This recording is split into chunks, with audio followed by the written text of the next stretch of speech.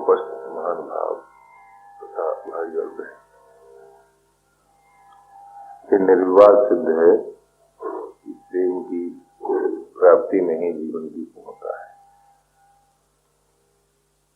और वह प्रेम मानव मात्र को अर्थात प्रत्येक भाई और बहन को मिल सकता है। कारण कि प्रेम की प्राप्ति में कोई वस्तु अवस्था परिस्थिति हेतु नहीं है। अपितु जिसे हम अपना करके मानते हैं उसी में प्रियता होती है। अब प्रश्न ये आता है कि किसी को अपना मानने में किन किन बातों की आवश्यकता है। उसके लिए सभी को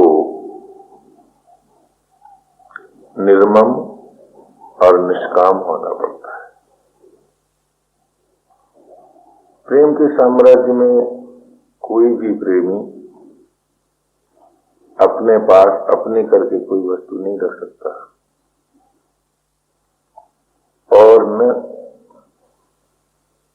कामना पूर्ति के प्रलोभन में ही आबद्ध रहता है। इतना ही नहीं, जिसे कुछ नहीं चाहिए उसका अर्थ क्या है?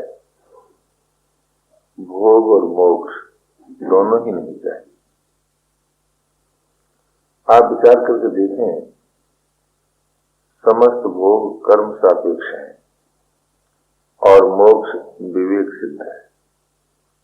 कर्म सामग्री प्रत्येक भाई बहन को स्वभाव से ही प्राप्त है। तात्पर्य क्या निकला कि जो मिला है उसके सदुपयोग से ही भोग का संपादन होता है। भोग की कामना से भोग की प्राप्ति नहीं होती। और जो आप जानते हैं उसके आदर से ही मोक्ष की प्राप्ति होती है। तो भोग और मोक्ष की प्राप्ति का साधन मनुष्य मात्र को बिना ही मांगे प्राप्त है, परंतु भोग का जो परिणाम है वह अभाव रूप है। इस कारण भोग प्राप्ति जीवन का उद्देश्य नहीं है। और विवेक पूर्वक जो मोक्ष की प्राप्ति है वो अपने लिए उपयोगी है। इस दृष्टि से भोग की अपेक्षा मोक्ष बड़े ही महत्व की वस्तु है। परंतु जिसने भोग सामग्री प्रदान की अथवा विवेक प्रदान किया और इस अनुपम उदारता से प्राप्त प्रदान किया कि किसी को ये नहीं मालूम होता कि जो कर्म सामग्री मुझे प्राप्त है वो मेरी अपनी नहीं है, जो विवेक मुझे प्राप्त है वो मेरा अपना नहीं है, ऐसा किसी को भास नहीं होता। अर्थात दाता ने इतनी उदारता पूर्वक ये दिया है कि जो ये मालूम ही नहीं होता किसी ने हमें दिया है। परंतु क्या हम उसको अपना मानने के लिए राजी नहीं हैं? यदि हम उसे अपना मान सकें तो निस्संदेह जीवन प्रेम से परिपूर्ण हो सकता है। आप विचार करके देखें, प्रेम कोई अभ्यास नहीं है, कोई अनुष्ठान नहीं है, कोई श्रम साध्य प्रयोग नहीं है, अपितु मानव मात्र में स्वभाव से मौजूद है। परंतु उसका बोध कब होता है? जब मानव श्रद्धा विश्वास पूर्वक सुने हुए प्रभु को अपना मानता है, अर्थात ये स्वीकार करता है कि वे मेरे अपने हैं और ये जो कुछ मिला है वो उनका है। उनकी आत्मीयता में जो रस है वह न तो भोग में है और न शांति में है और न स्वाधीनता। आप कहेंगे कैसे? ये सभी भाई बहनों को अनुभव है कि भोग आरंभ काल में सुखद और परिणाम में दुखद है। शांति में भी रस है, स्वाधीनता में भी रस है, परंतु शांत और स्वाधीनता की रस में अहम भाव का अत्यंत अभाव नहीं होता। क्यों? आप अनुभव करते हैं मैं शांत हूं, मैं स्वाधीन हूं, एक बात।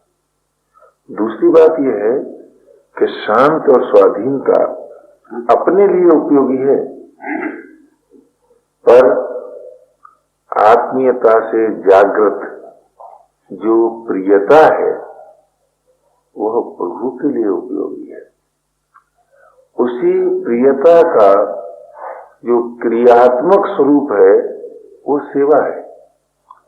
तो सेवा जगत के लिए और प्रियता प्रभु के लिए उपयोगी है। शांत और स्वाधीनता अपने लिए उपयोगी है। मानव जीवन की पूर्णता तभी होती है जब मानव अपने लिए भी उपयोगी हो, जगत के लिए भी उपयोगी हो और जो जगत का आश्रय है, प्रकाशक है, उसके लिए भी उपयोगी हो। अर्थात जो जीवन सभी के लिए उपयोगी है वही मानव जीवन है। इस उद्देश्य को जब हम अपने सामने रखते हैं तभी आवश्यक हो जाता है हम सब इस परम लक्ष्य की प्राप्ति करने के लिए तत्पर हो जाए। आप जानते हैं किसी की प्राप्ति का उपाय क्या है? उसकी आवश्यकता का होना। तो जिसने यह आवश्यकता अनुभव की कि मेरा जीवन जगत के लिए, अपने लिए और प्रभु के लिए उपयोगी हो, उसे सफलता अवश्य मिलती है। बहुत से भाई कहते हैं कि भाई ये तो बड़ी कठिन बात है। मेरा निवेदन ये है कि जिसकी प्राप्ति आवश्यकता मात्र से होती है, भला वो भी कठिन है। आप विचार तो कीजिए, जब आप कोई कामना पूरी करना चाहते हैं तो कामना मात्र से कामना पूरी नहीं होती, उसके लिए किसी न किसी वस्तु, योग्यता, सामर्थ्य का आश्रय लेना पड़ता है। उस पर भी सभी कामनाएं पूरी नहीं होती। तो वो तो आज हमें सुलभ मालूम होता है और जिस जीवन की प्राप्ति केवल उस जीवन की आवश्यकता मात्र में ही निहित है, वो आज हमें दुर्लभ मालूम होता है, कठिन मालूम होता है। ये हमारी भूल है, यह वास्तविकता नहीं है। पर ये भूल कैसे नाश होती है कि जब मानव शांत पूर्वक अपने ही द्वारा अपने संबंध में विचार करे। अपने संबंध में विचार करने की समान और कोई पुरुषार्थ नहीं है। और कोई प्रयत्न नहीं है। किंतु आज हम अपने ही संबंध में विचार करना नहीं चाहते। उसी का ये परिणाम हुआ है कि हम अपने को मानव कहते तो हैं, पर यदि कोई ये प्रश्न करे कि आप बताइए आप मानव क्यों हैं, तो इसका उत्तर दूसरे को तो कौन कहे, अपने को देना ही कठिन हो जाता है। क्यों कठिन हो जाता है? इसलिए कठिन हो जाता है कि हमने इस वास्तविकता पर कभी विचार ही नहीं किया कि भाई हम मानव क्यों हैं। आप विचार करके देखेंगे, जहां तक सुख और दुख के भोग का प्रश्न है, वहां तक प्राणी मात्र भोगता ही है। और हम भी अगर सुख दुख ही भोगते रहें तो बताइए अन्य प्राणियों में और इस मानव जीवन में कोई अंतर नहीं होगा। मानव जीवन का आरंभ ही तब समझना चाहिए जब सुख और दुख में जीवन बुद्धि न रहे। हमें ये न मालूम हो कि कामना पूर्ति ही जीवन है अथवा कामना अपूर्ति ही जीवन है। कामना पूर्ति और अपूर्ति तो ये दो अवस्थाएं हैं और ये अपने आप आती हैं और अपने आप जाती हैं। सभी भाई बहनों को इस बात का अनुभव है कि आपके चाहते हुए भी सुख चला जाता है और न चाहने पर भी दुख आ जाता है। जब हम सबका ये अपना अनुभव है, तब आप ही बताइए कि सुख के प्रलोभन का और दुख के भय का जीवन में स्थान ही क्या है?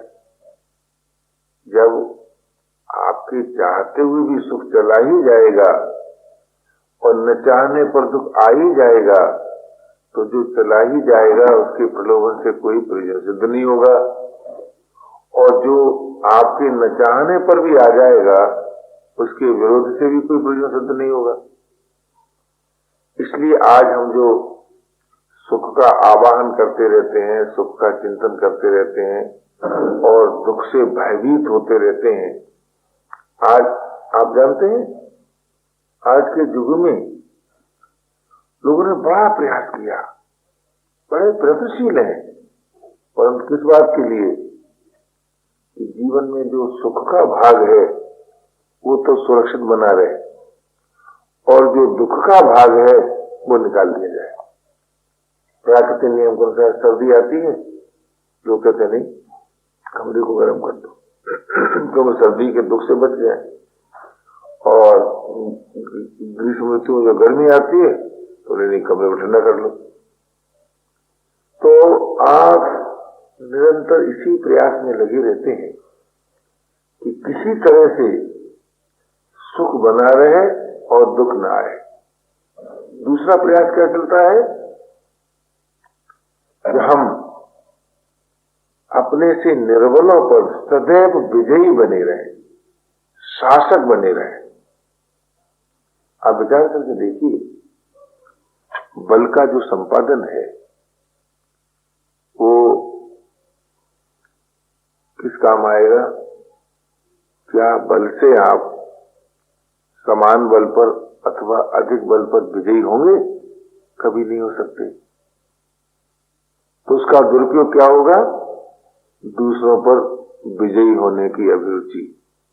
और सदुपयोग क्या होगा कि निर्बलों की सेवा में प्रियता। तो बल का जो सदुपयोग है वो तो है सेवा में। सेवा के लिए जिस बल की आवश्यकता है वो बल आपको बिना मांगे मिलेगा। यह मंगलमय विधान है। परंतु जब हम प्राप्त बल के द्वारा निर्बलों पर विजयी होने के लिए उपयोग करने लगते हैं, तब क्या होता है कि धीरे धीरे बल की क्षति होने लगती है और अंत में वो विजयी उसी स्थिति में आता है जिस स्थिति में पराजित था। यह भी विधान ही है। इस दृष्टि से बल का उपयोग एकमात्र सेवा में, परंतु आप जानते हैं सेवा की अभिरुचि अथवा सेवा की सामर्थ्य कब आती है जीवन में? जब जीवन प्रेम से भरा हो। जिसमें हमारा प्रेम नहीं होता हम उसकी सेवा नहीं कर सकते, एक बात। दूसरी बात यह है कि सेवा करने के लिए इस बात की बड़ी आवश्यकता है कि जो सेवा सामग्री है, यदि हम उसे अपना मानेंगे तो हम सेवा नहीं कर सकते। पुण्य कर्म में और सेवा में अंतर क्या है? अपनी वस्तु मानकर आप किसी की सहायता करते हैं तो वो कर्म है, सेवा नहीं। अपनी योग्यता मानकर अगर सहायता करते हैं तो वो भी कर्म है। अपनी सामर्थ्य मानकर अगर सहायता करते हैं तो वो भी कर्म है। सेवा कब होती है कि जिसकी सेवा करना है और जिस वस्तु योग्यता सामर्थ्य के द्वारा करना है, वो वस्तु योग्यता सामर्थ्य अपनी नहीं है, अपितु उसी की है जिसकी सेवा करना है। तो किसी की धरोहर को आदर पूर्वक भेंट कर देना, यह है सेवा। किंतु आज हम इस बात को भूल जाते हैं और जब कोई वस्तु योग्यता सामर्थ्य में प्राप्त होती है तो हम उसे अपनी मान लेते हैं। जब अपनी मान लेते हैं तो उसके द्वारा अपने सुख के संपादन की रुचि जागृत होती है। ये रुचि भूल से उत्पन्न हुई, वास्तविक नहीं। और जो चीज भूल से उत्पन्न होती है वो किसी के लिए भी उपयोगी नहीं होती, न अपने लिए और न दूसरों के लिए। इसलिए सबसे पहले इस बात पर विचार करना चाहिए कि हमें जो कुछ मिला है क्या वास्तव में हमारा अपना है, एक बात। दूसरी बात, क्या अपने लिए है? ये इन दो प्रश्नों का निर्णय आप अपने द्वारा कर सकें और यह अनुभव कर सकें कि वास्तव में जो अपने को मिला है वो अपना नहीं है। क्योंकि मिला हुआ कहते ही उसको जो किसी का दिया हुआ हो। हम लोगों को जिस कमरे में ठहरने को मिला है, क्या वो कमरा हम लोगों का अपना है? आपको मानना पड़ेगा नहीं। तो क्या जो शरीर हम लोगों को मिला है वो अपना है?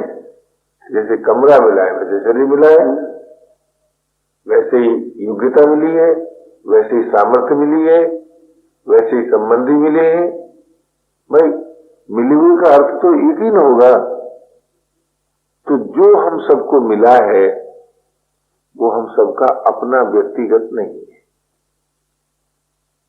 किंतु जिसने दिया है वो इतना महान है कि इस उदारता से दिया है कि हमें अपना ही मालूम होता है। यद्यपि आप देखेंगे पिता की दी हुई संपत्ति पुत्र को सर्वांश में अपनी नहीं मालूम होती, बस अंतर मालूम होता है। किंतु जिस मंगलमय विधान से हमें शरीर, वस्तु, योग्यता, सामर्थ्य मिली है, वो हमें यही मालूम होती है कि हमारी अपनी है। आप देखेंगे जब कोई बालक युवावस्था को प्राप्त होता है तो उसके घर में कितनी संपत्ति हो उसके पिता की उपार्जित, किंतु जब तक वो स्वयं उपार्जन करके खाता पीता नहीं है, तब तक उसको वो रस नहीं मिलता जो पिता की संपत्ति से मिलता है। क्यों नहीं मिलता? ये एक स्वाभाविक बात है कि दूसरों की दी हुई जो वस्तु होती है वो उतनी प्यारी नहीं लगती जितनी अपनी उपार्जित होती है। किंतु जिसने हमें उपार्जन की शक्ति दी, योग्यता दी, कर्म अनुष्ठान के लिए कर्म सामग्री दी, विचार करने के लिए विवेक रूपी प्रकाश दिया, इंद्रिय दृष्टि पर विजय होने के लिए बुद्धि दृष्टि दी, वो वस्तु हमें ऐसी मालूम होती है कि मानो हमारी ही है। तो ये तो उस दाता की महिमा है, ये वास्तविकता थोड़ी है। जब आप इस निर्णय पर पहुंच जाए, ऐसा अनुभव आपको हो कि मुझे जो कुछ मिला है वो मेरा नहीं है और मेरे लिए नहीं है। आप कहेंगे कैसे? आप विचार तो करें। आपके पास जो कुछ है, जब तक वो दूसरे के लिए उपयोगी नहीं होता, तब तक दूसरे के पास जो कुछ है वो आपके लिए उपयोगी होता है क्या? आप दैनिक जीवन में विचार करें, जब कोई बोलता है तो वो श्रोता के काम आता है, और जब कोई सुनता है तो सुनने से जो प्रतिक्रिया होती है वो भले ही वक्ता के लिए उपयोगी हो। ऐसे आप देखेंगे, पति के पास जो कुछ है वो पत्नी के लिए, पत्नी के पास जो कुछ है पति के लिए। दो वर्गों के बीच, दो व्यक्तियों के बीच, दो देशों के बीच आप ये पाएंगे कि जो जिसके पास है वो उसके काम नहीं आता, वो दूसरे के काम आता है, और दूसरों के पास जो कुछ है उसके काम आता है। इससे क्या सिद्ध हुआ कि मिला हुआ अपने लिए नहीं है। ये आपका अपना ज्ञान है, ये कोई कल्पना नहीं है, मान्यता नहीं है कि हम नहीं मानते। ये तो आपका अपना ज्ञान है, आपका अपना अनुभव है कि जो आपको मिला है वो दूसरे के काम आता है, और दूसरों को जो मिला है वो आपके काम आता है। इससे क्या सिद्ध हुआ कि हम सब में वास्तव में एकता है। किंतु वो एकता सुरक्षित क्यों नहीं रहती? वो इसलिए नहीं रहती कि हम मिले हुए की ममता से, मिले हुए के तादात्म्य से अपने में अनेक प्रकार की कामनाएं उत्पन्न कर लेते हैं। ये जो कामनाओं की उत्पत्ति है ये प्राकृतिक नहीं है, ये भूल जनित है। इसलिए उनकी निवृत्ति हो सकती है। यदि कामनाओं की उत्पत्ति प्राकृतिक होती तो निष्कामता कभी किसी को प्राप्त न होती। परंतु यह विचारशीलों का मत है कि प्रत्येक भाई बहन को निष्कामता प्राप्त होती। कब प्राप्त होती है?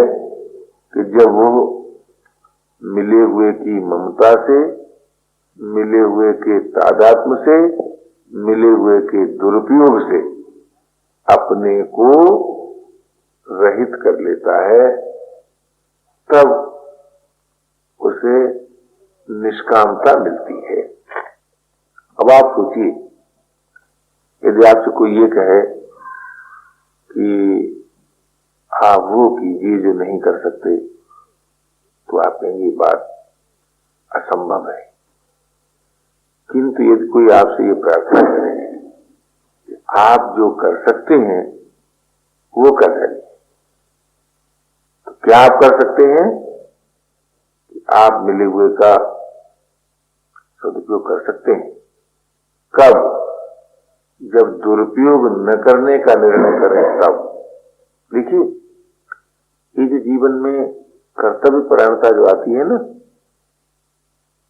वो भी श्रम साध्य नहीं है, सहज है, स्वाभाविक है, परंतु आज बड़ी कठिन मालूम होती है। और ऐसा मालूम होता है कि हम बड़े परिश्रम पूर्वक कर्तव्य पालन करते हैं, बड़ी कठिनाइयों से कर्तव्य पालन करते हैं। ये बात भ्रमात्मक है, किंतु ऐसा मालूम होता है, प्रतीत होता है। तो क्यों मालूम होता है कि हम वो भी करते हैं जो नहीं करना चाहिए। यदि हम ये निर्णय कर लें कि हम मिले हुए का दुरुपयोग नहीं करेंगे, तब क्या परिणाम होगा उसका? या तो न करने की स्थिति प्राप्त होगी या सदुपयोग होगा। सदुपयोग करेंगे ऐसा नहीं, दुरुपयोग न करने के निर्णय से ही, अथवा यूं कहिए कि दुरुपयोग न करने से स्वतः सदुपयोग होता है। इससे क्या सिद्ध हुआ कि कर्तव्य परायणता स्वतः जीवन में आती है। उसके लिए केवल इस असत का त्याग करना पड़ता है कि हम मिले हुए का दुरुपयोग न करें। ये असत है ना। आप सोचिए, आप सबल से क्या आशा रखते हैं? यही आशा रखते हैं कि वो आपकी रक्षा करे, किंतु स्वयं निर्बल की रक्षा आपको करना कठिन मालूम होता है। तो क्यों कठिन मालूम होता है कि आप इस बात को भूल जाते हैं कि बल निर्बल की सेवा सामग्री है। अपितु ये मानने लगते हैं कि हमें बल के द्वारा अपने व्यक्तिगत सुख का संपादन करना है। व्यक्तिगत सुख, मान और भोग दो रूप में आपके सामने आता है। मान भी व्यक्तिगत सुख है और कामना पूर्ति भी व्यक्तिगत सुख है। तो जब तक जीवन में मान और भोग की रुचि रहती है, तब तक मानव मिले हुए बल का, मिली हुई योग्यता का, मिली हुई वस्तु का सदुपयोग नहीं कर पाता। क्यों? जो वस्तु, योग्यता, सामर्थ्य मंगलमय विधान से दूसरों के लिए मिली है, उसका उपयोग जब हम अपने लिए करना चाहते हैं तो उसका सदुपयोग नहीं कर सकते। तो सबसे पहले प्रत्येक भाई बहन को इस वास्तविकता पर, इस असलियत पर विचार करना होगा कि हमें जो कुछ मिला है वो तो अपने लिए नहीं है। ये निर्णय आपको स्वयं अपने संबंध में करना है, कोई दूसरा आपके संबंध में नहीं कर सकता, न कोई दूसरा बलपूर्वक करा सकता।